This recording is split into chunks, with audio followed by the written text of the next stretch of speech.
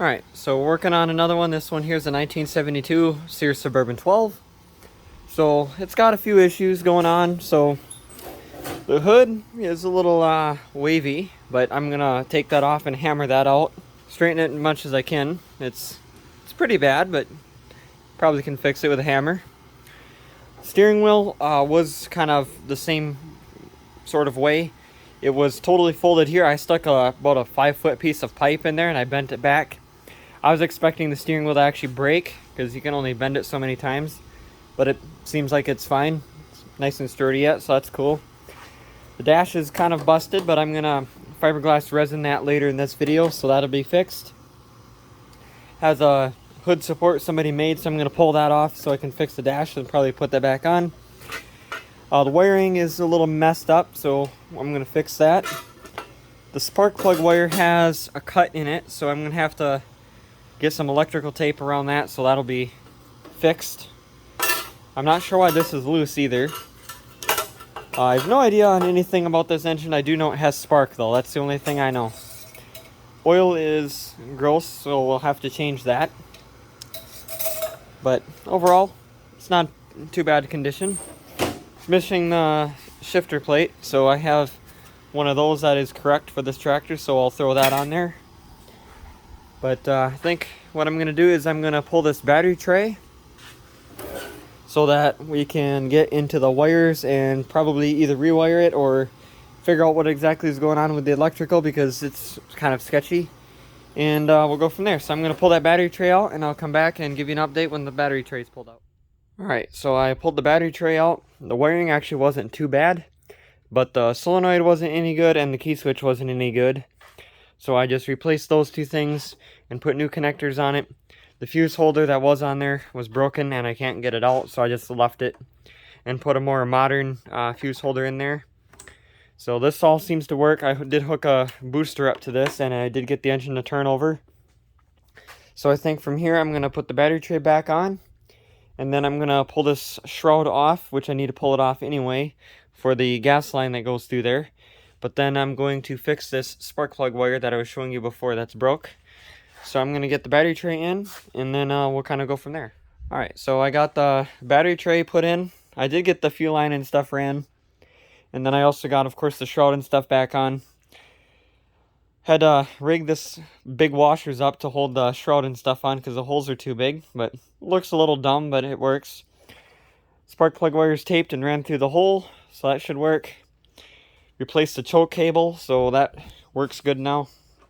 It still pulls a little hard, but there we go. It'll probably get loosened up over time. I can always put some lubrication on there and get that loosened up. But next thing I'm going to do is I'm going to put a battery in this, and then I'll put some gas in the tank.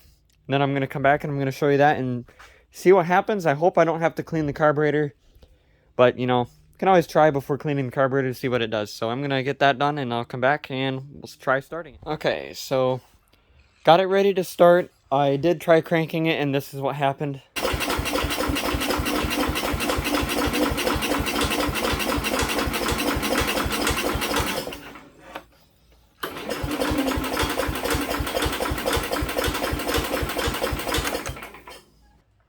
So absolutely nothing. That's not really that big of a surprise because the old carburetor is pretty gummed up, which I was pretty much counting on that. So it's pretty gross. So this is something I'm going to clean, but not in this video. I have a couple of brand new carburetors I bought off eBay. They're not original ones. They're like, you know, Chinese clone ones, but it should get the job done and should work. So until I get that one cleaned, I'm going to run with this one, and this one might stay on here if it runs good enough with it. But I'm going to start it because there's gas in it. I haven't had this running yet, so this may end up not running, or it may end up running. It should run because it's got gas in the carburetor, it looks like. But here it goes. Surprised it's not running yet, actually.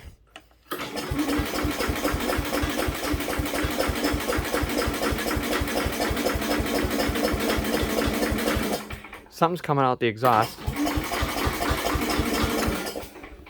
Huh. So throttle is open.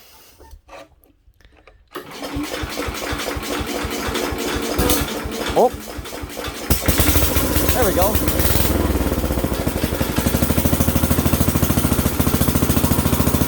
No choke.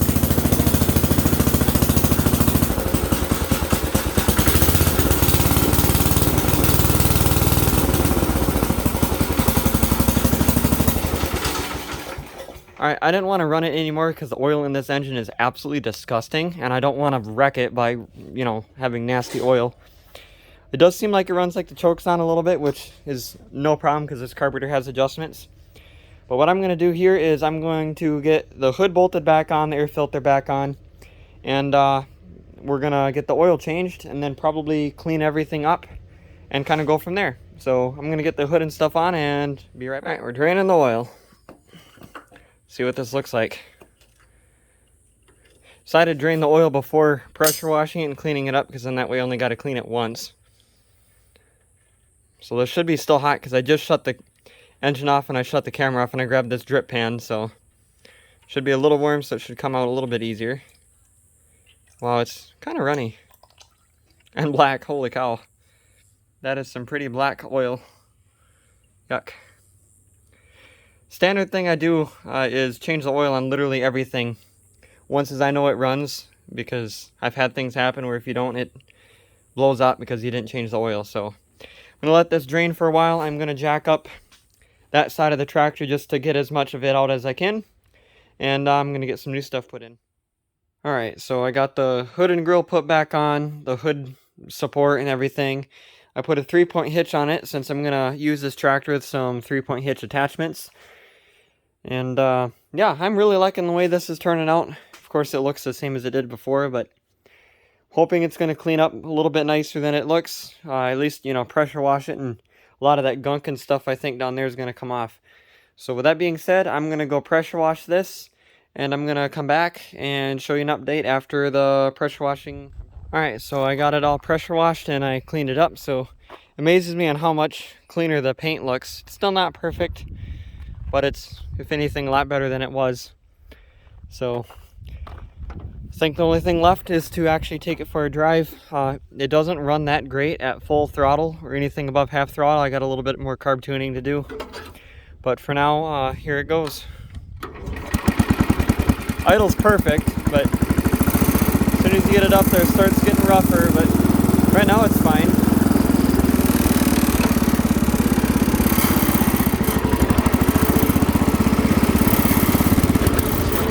See what I mean? Bring it back to idle. Yeah.